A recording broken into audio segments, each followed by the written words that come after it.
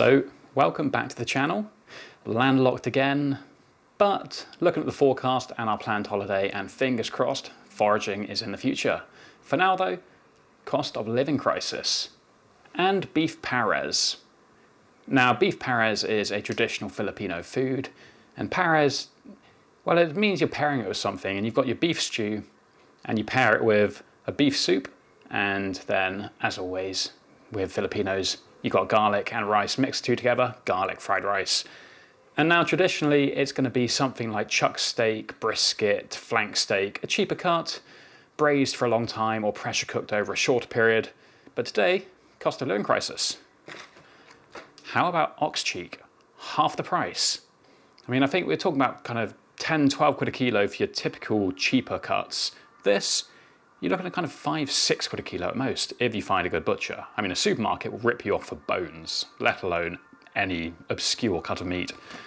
And you're talking kind of a lamb-mutton distinction, but ox is prevalent in the Philippines, and look at that.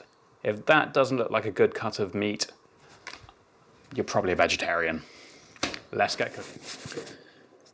And so with beef pares, the first thing you're going to want to do is get your bones and get them roasting in the oven. And this is for making your soup.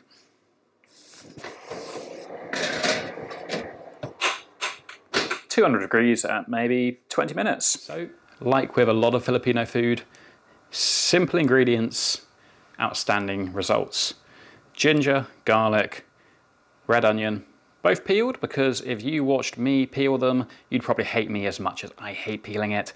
And then star anise, peppercorns, bay leaves, and soy sauce.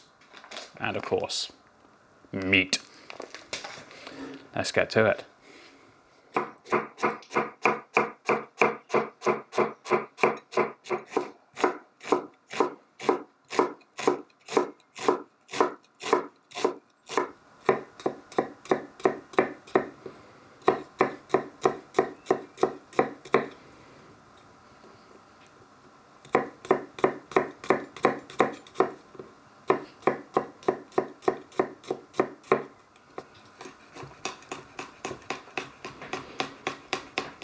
And finally, it's a lot easier just to use a microplane, I think that's the term.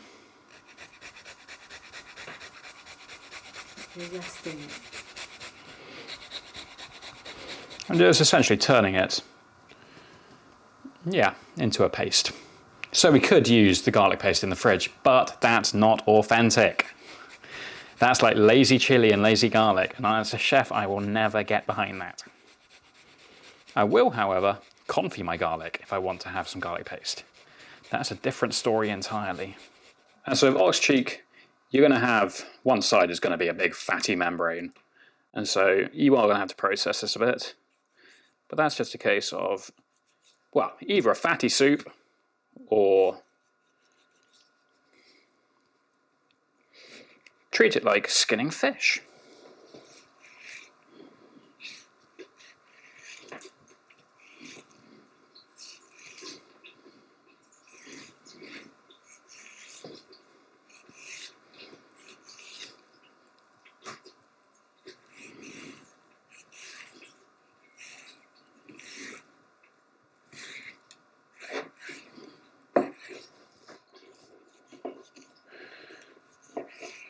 It's just a case of dicing it up, and you're good. It's a tough old cut of ox. Same thing, but different. So even a sharp knife, you're going to have fun with it. Did the chef in hunger say, don't saw it? Don't saw it, not too thick. Too thick, do it again. Too thin, do it again. You're sawing, less pressure. Stop pressuring me, chef.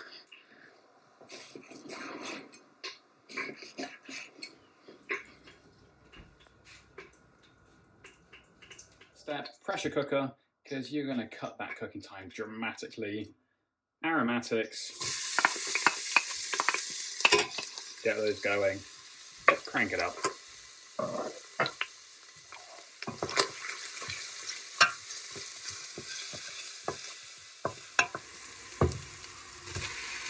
In with your beef.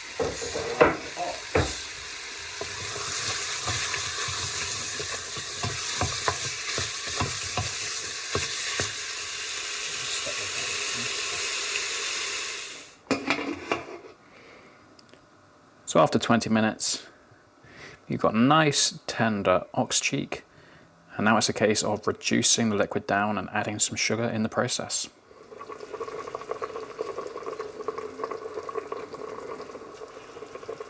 And now that's reduced down nicely. Dash of MSG.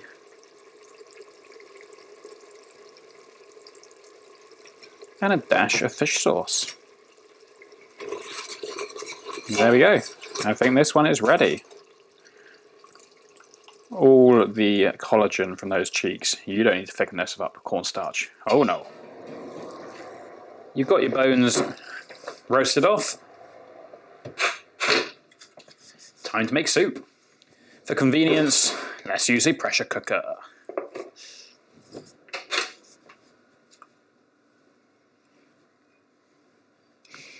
Now, in an ideal world, you just do a massive batch, but we have a tiny freezer, so we do a tiny batch. So, now your bones are in there. It's just a case of your mirepoix, celery, carrot, onion.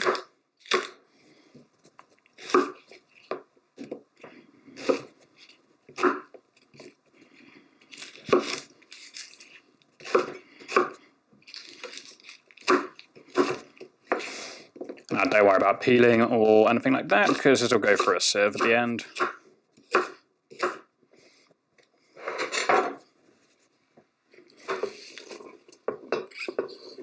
And then one cheeky beef stock cube, just to give it a bit of depth.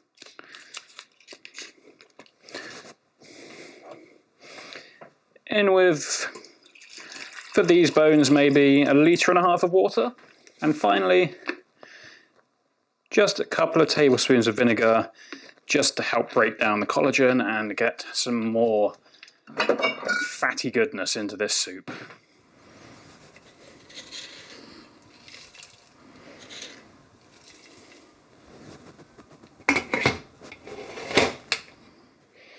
And so the stew is done, and now it's time for the soup, which is traditionally just a very simple bone soup, essentially.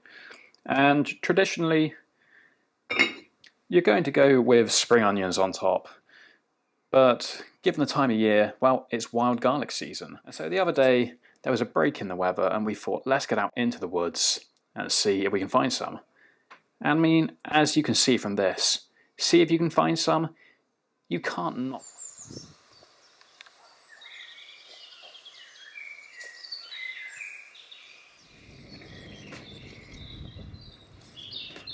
Don't take the old ones.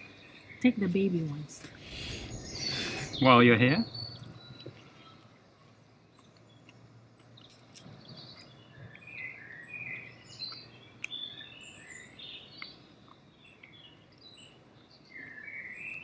No, not for more. And so, instead of spring onions, here we have it. Some wild garlic. And now the leaves, they've got a spring onion quality to them in terms of taste. And then as you continue eating them, you get a solid bitter back note, much like a raw garlic clove. And so we figure, slice these up, get them in the soup, get some lovely aromatics going on. And now finally, garlic rice.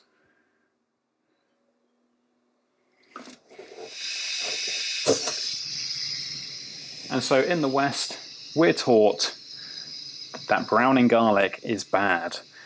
But in the Philippines, you want that colour because you want that flavour.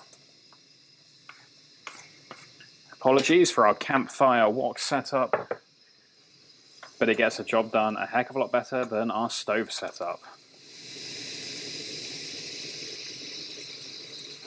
Now that we've got some golden colour, in with yesterday's rice.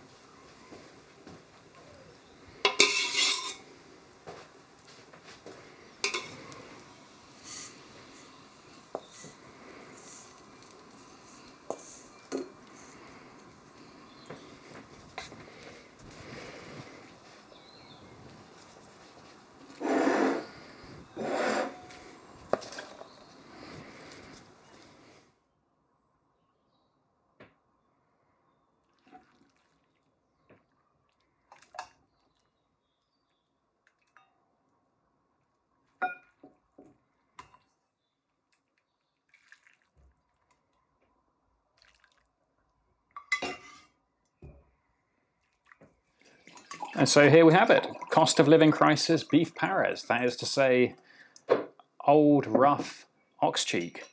But once you pressure cooked it, it's as good as any cut of meat. Soup with bones and meat attached. You got your wild garlic because foraging, baby. I hope the wild garlic tastes better now that it's cooked. Amor was not a fan of it when raw. Which, to be honest, for me, put that in a salad and that's as good as rocket. And garlic rice. Anyway, I'm already ready to go. Let's dig in.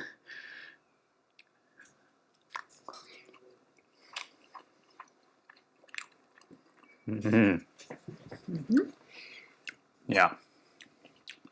Garlic rice, the most simple thing, not even any salt added to it. Oh, the soup. The soup is on fire. We don't need no pares. Let the... Oh my goodness.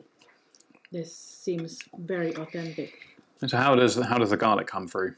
Well, first of all, this is made of garlic, so my mouth is full of garlic at the moment. Garlic, garlic, garlic, the trifecta.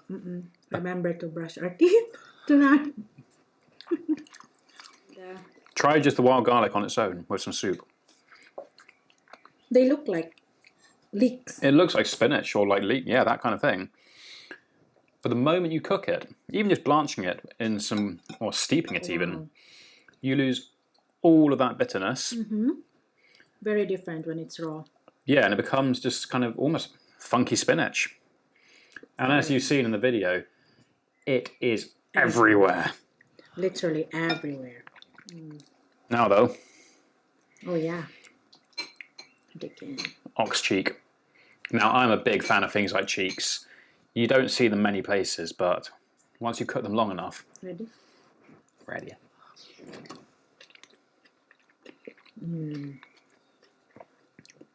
The very first thing is it just coats your mouth in collagen. Like the gelatinous nature of that is amazing. I'm not sure if I've eaten ox before. No, we've had pig cheek. I've never had ox cheek before, but they're very much the same in that it's a tough old piece of meat because all they're doing is all day long, all week long, for the whole life. But you cook it long enough and the whole thing just disintegrates in your mouth. Add some garlic rice. Very nice. Yeah, so we are heading back down to Cornwall next week. And so, fingers crossed, we get onto the water again, under the water again. Lobster. Shellfish in general. The weather is warming up, the water is warming up. Foraging returns. Fingers crossed. Thanks for watching with us. I'm busy eating. She's still not very good at these sign-offs. It's because we get That's your job. We get to the important bit, and I've got other priorities apparently. Of course. Thanks for watching. Like, comment, subscribe. Watch us again and again and again and again. See you later. Don't unsubscribe. Good night. I love this as well.